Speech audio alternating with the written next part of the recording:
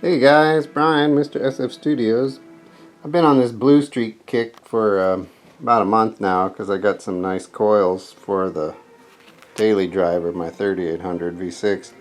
So I did a little digging to see if I could find anything from my old Vega, and sure enough, look at that. A blue streak distributor cap for the HEI Vega. This was 76 through 77, also in the Monzas. Although this cap went on to many 4-cylinders in the 80s and whatnot. And then standard DR 319 rotor. The good thing about the blue streaks is that they use brass terminals instead of aluminum. And the aluminum ones tend to corrode more quickly and erode more quickly, whereas brass is more durable and makes a really good contact. See, this guy goes in here and spins around and turns on all the spark plugs. So today we'll go ahead and put this in the Vega. It's super easy to give a tune-up to an HEI. It's a piece of cake. You just need a screwdriver pretty much. So working on a Vega is really easy.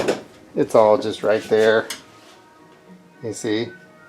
There's just 2 screws that hold the cap on. Anyway, to do this cap, you just undo your coil. Set that aside and undo these screws. They're little claws that go underneath. You see the claw there? You want to flip it out like that. And do it here on the other side too. Flip it out. Okay? And then just keep everything hooked up to the old cap. Set it aside. And there's your rotor. So you just undo your Phillips.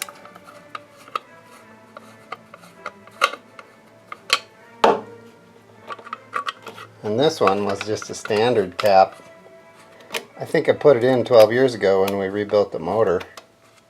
And you can see the tip of the rotor contact is worn, so it's good to do this. It's also a cheaper cap, it looks like. I think it was a GM one. I don't know. Maybe not. Maybe it was just whatever was available. Okay, so that pops off. Always look at your parts, make sure they're the same. Everything looks the same size, same spacing.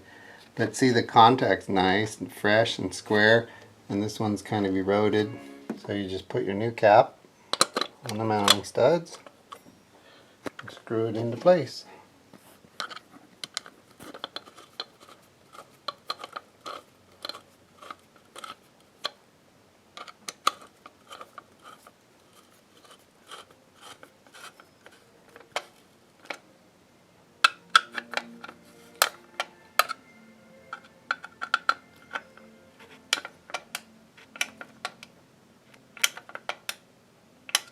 You want it tight, but you don't want to crack the cap or do any damage, so you'll know when the screw stops moving. That's good. So note the orientation of before. It was like this, right? So we want the new cap to be in the same kind of orientation. Alright? Just like that. So flop it out of the way. Put the new cap in. See the claw there? Turn it around so it will...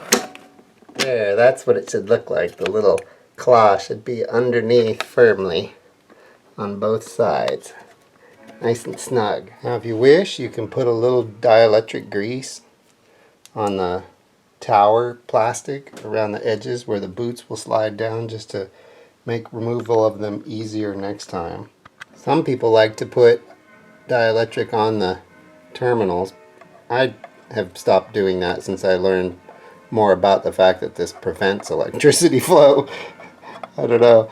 They think though that it really doesn't matter because you're making a firm contact connection anyway, and it might just keep it from arcing or moving around, but I pretty much just do it for the seal. So now, one by one, with it in the same orientation, remove your spark plug wires and transfer them. Transfer them one at a time and click them on. Click. Alright.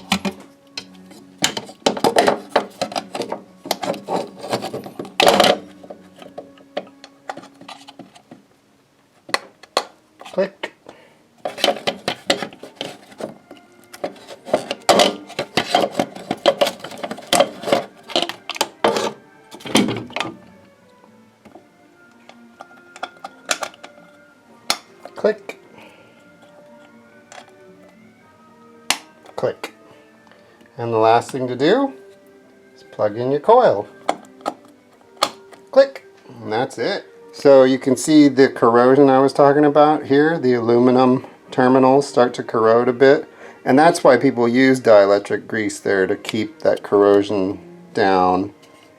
But whatever. The inside actually doesn't look too horrid. It's got a little bit of arcing and wear. But anyway, yeah, we're done. Yeah, that looks fun. Blue streak. Okay guys, thanks for watching. Have a great weekend. Be well.